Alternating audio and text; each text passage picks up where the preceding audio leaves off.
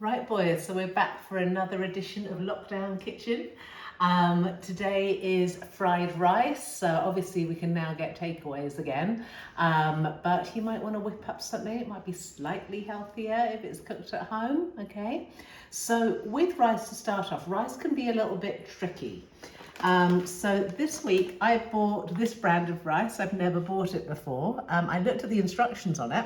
It's completely different to the normal rice I bought. I followed the instructions on it. It's worked perfectly when I was going to do my original instructions, which were completely different. So what I've learned from that is go along with what your parents, how they cook their rice, okay? If you're in doubt, then follow the pack and how to do it. If you're in doubt again, I can give you some instructions, but I think rice varieties seem to be a little bit different in how you cook, and there's lots of different ways to cook it. So I might leave that to you, and then you can just have that rice and we kind of start from that point, okay? So even with the different varieties, we've got all the different sorts of ways to cook it. So we've got rice cooker, absorption, and gentle boil, okay? I've always used absorption. You can also do it in the microwave, bizarrely, but read really carefully how to do that online, okay? But yeah, just, many ways to cook rice. So with this recipe, it's about sort of getting everything small and then kind of cooking it all off at the same time, okay? So don't put anything that's gonna take a long time to cook. So we're talking about cooked meat, we're talking about frozen veggies or very, very kind of small and prepared or already cooked veggies. So my son said he wanted a little bit of mushroom in this one, okay? So I will kind of chop down the mushroom. And I'm making it small so it's going to cook as quickly as basically the egg's going to cook, because everything should already be sort of cooked, should already be ready to eat, okay? So we don't have anything in there like raw chicken or anything like that.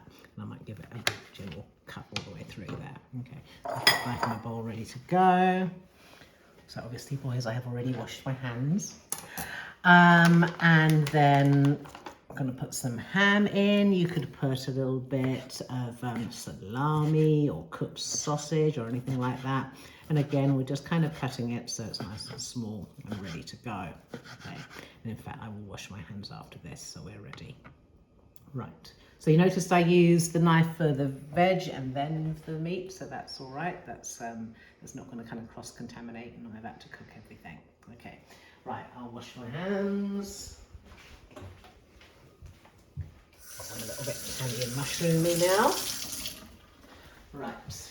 So what we do is, obviously when we're frying, and this is something we haven't done yet, I've been thinking, because we've done the baking of various items, but we haven't actually cooked at the hob yet. It can be a little bit dangerous, so I've definitely got my hair up today. And I haven't got any I was going to wear kind of dangly sleeves, and I thought no, because funnily enough, Mrs. Snowsaw has set things on fire at this exact hob, okay? So we've got to be a little bit careful with it, because it is almost like a Bunsen burner if you think about it, okay? The big gas hob. If you've got an electric hob, that's a little bit safer, but still quite scary. So my son, when he was very young, put his hand flat like this on an electric hob because he didn't realise it was hot, and he burnt obviously the whole of his hand, which is terrible. Okay, so we need the kind of fat to fry it in so it gets to a right nice hot temperature, and it's the bit that probably tastes the nicest, okay? So you can put any sort of oil, so I mean I've got rice bran oil here, I've got olive oil, they'd be fine. I've even got where is it, sesame oil, which you can use, okay? But my son particularly wants butter, so we'll pop back over here, and I'll chop off, and think about the amount of rice, quite a lot of butter. Okay. Right. So I'll pop that in. I've got a wok going, but you can use a frying pan. And basically I will turn it on, and we are waiting. You see the flame pretty high.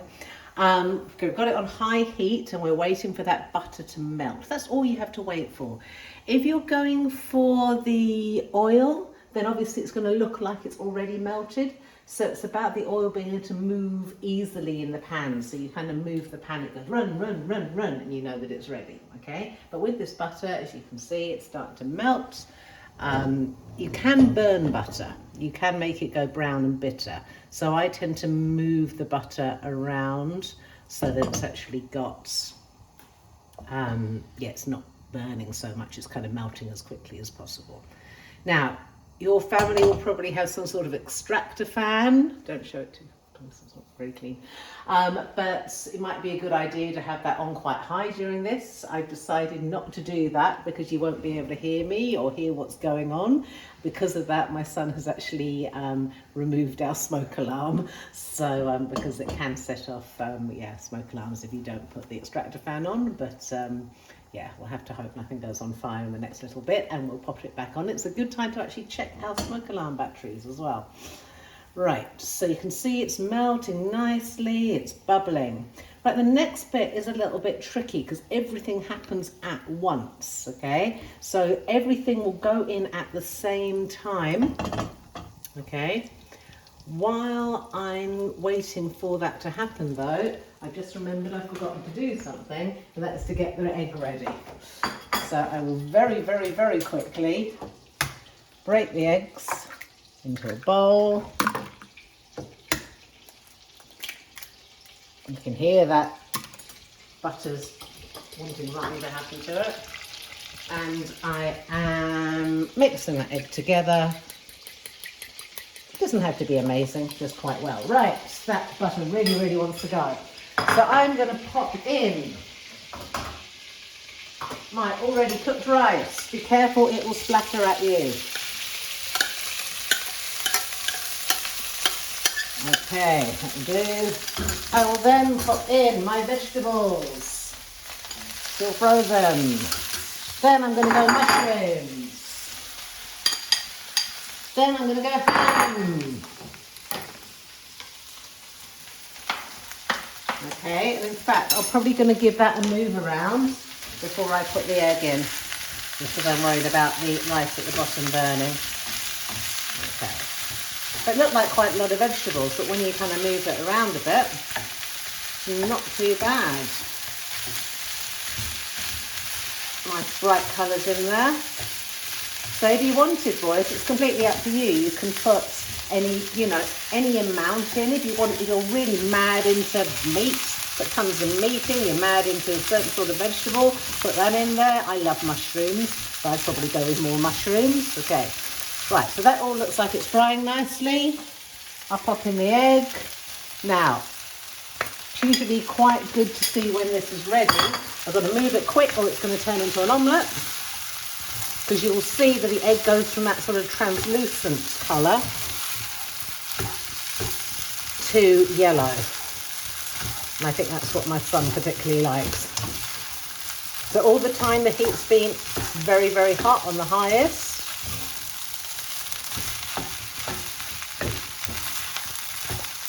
Cooking a little bit more, you can see some of it's turning a little bit yellow in there now.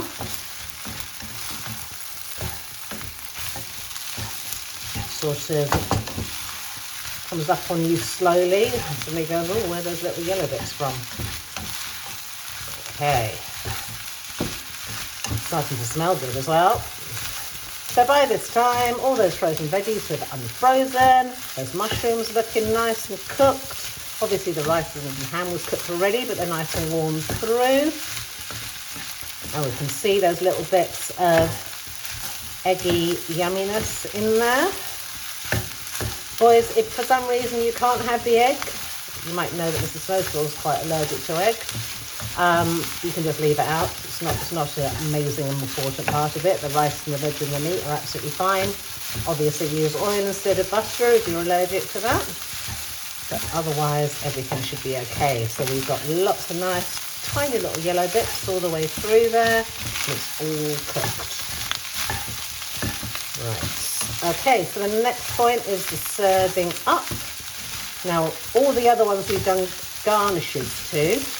This one in particular, we would like to add some flavour, okay? So it's already going to taste quite yummy, but I'm going to add 2 tablespoons of soy sauce. I'm generally going to guess it, so I'm going to go 1 tablespoon, 2 tablespoons. It might be that you want more than that. So, but before you put more than that in, have a taste of it. Because the worst thing is to make it super soy saucy. I know people in my family who do that and then go, oh, I don't like it anymore. And it's like, funny that. Okay, so you might want to actually try it out later because this looks very, very hot at the moment. Okay, right, so I will bring a bowl over. Right, I shall put some in there. Remember, everything's now going to be pretty hot. That smells good.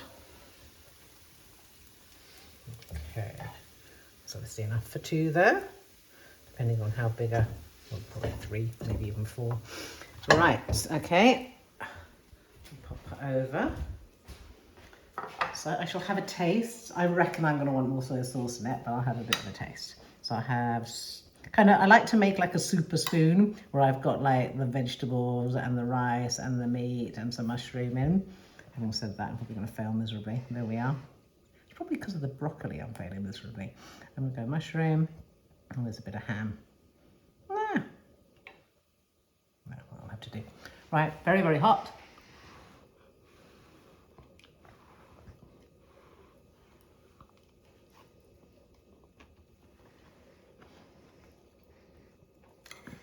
That does taste good. For my personal taste, a little bit more soy sauce. But say you test it out first. I don't know how much soy sauce you want. If you haven't got soy sauce, just add a little bit of salt. Salt and pepper will be pleasant. Some families like chili.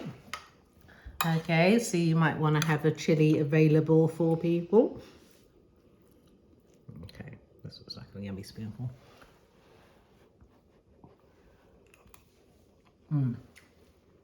Yes, I like that a little bit more. So maybe if you're like me, about 4 tablespoons of soy sauce rather than just 2. Okay. Right, boys. So as usual, you've been pretty good with the jam boards. Maybe I've been a little bit better at giving you access to them. But if you could get your lovely fried rice onto a jam board for me, you could do it with just vegetables and have it as a side dish in an evening, or you could do it for a lunch, or you could do it for a snack. And I think it's certainly something very yummy. Right, so we hope obviously to be back, not lockdown next term, but hopefully you can do some of the recipes that we've done in our lockdown kitchen, yeah, just at home for your family over the holidays. Okay, boys, I'll say bye.